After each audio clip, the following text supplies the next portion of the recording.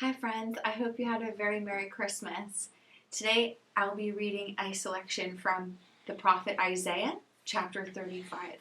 This is a messianic text where Isaiah is looking forward to the coming Messiah that we see in Jesus and especially in his birth. So this is also from the Message version of the Bible, and so here we go. Isaiah 35.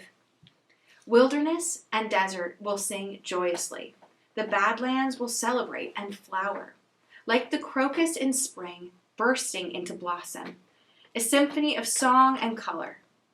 Mountain glories of Lebanon, a gift.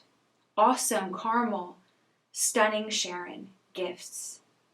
God's resplendent glory, fully on display. God awesome, God majestic. Energize the limp hands, strengthen the rubbery knees. Tell fearful souls, courage, take heart. God is here, right here, on his way to put things right and redress all wrongs. He's on the way, he'll save you. Blind eyes will be opened, deaf ears unstopped. Lame men and women will leap like deer, and the voiceless break into song.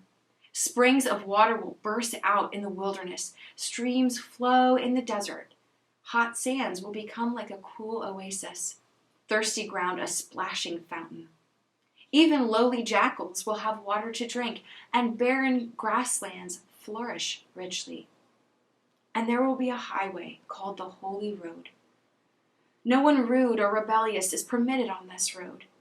It's for God's people exclusively. Impossible to get lost on this road. Not even fools can get lost on it. No lions on this road, no dangerous wild animals, nothing, and no one dangerous or threatening. Only the redeemed will walk on it. The people God has ransomed will come back on this road. They'll sing as they make their way home to Zion, unfading halos of joy encircling their heads, welcomed home with gifts of joy and gladness, as all sorrows and sighs scurry into the night. This is the word of the Lord. Thanks be to God. And Merry Christmas.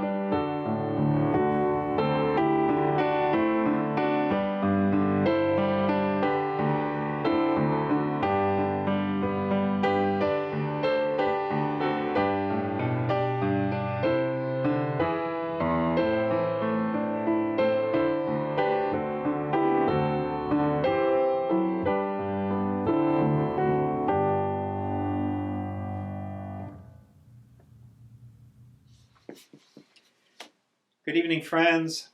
I know I'm still wearing my Christmas stuff because it's still the Christmas season. But as we approach the new year, I wanted to share with you a reading once again from this little book that Pastor Taylor and I have been using called Watch for the Light, Readings for Advent and Christmas. This short passage from Soren Kierkegaard. He writes,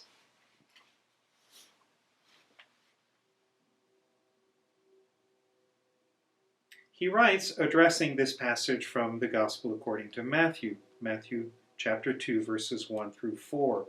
Now when Jesus was born in Bethlehem of Judea in the days of Herod the king, behold, there came wise men from the east to Jerusalem, saying, Where is he that is born King of the Jews?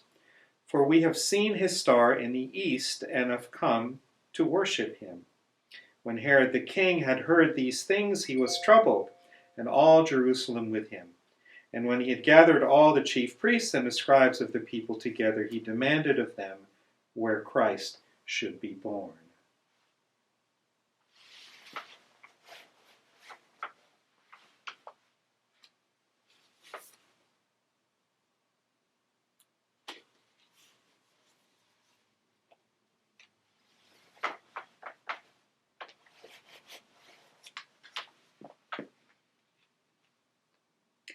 Kierkegaard then writes this, and I think they're particularly poignant and significant words for us as we begin this new year.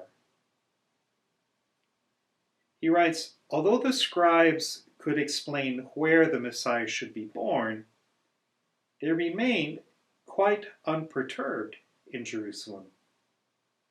They did not accompany the wise men to seek him. Similarly, we may know the whole of Christianity, yet make no movement. The power that moved heaven and earth leaves us completely unmoved. What a difference! The three kings had only a rumor to go by, but it moved them to make that long journey. The scribes were much better informed, much better versed. They sat and studied the scriptures like so many dons, but it did not make them move. Who had the more truth? The three kings who followed a rumor, or the scribes who remained sitting with all their knowledge? What a vexation it must have been for the kings that the scribes who gave them the news they wanted remained quiet in Jerusalem. We are being mocked, the kings might have thought. For indeed, what an atrocious self-contradiction that the scribes should have the knowledge and yet remain still. This is as bad as if a person knows all about Christ and his teachings, and his own life expresses the opposite. We are tempted to suppose that such a person wishes to fool us, unless we admit that he is only fooling himself.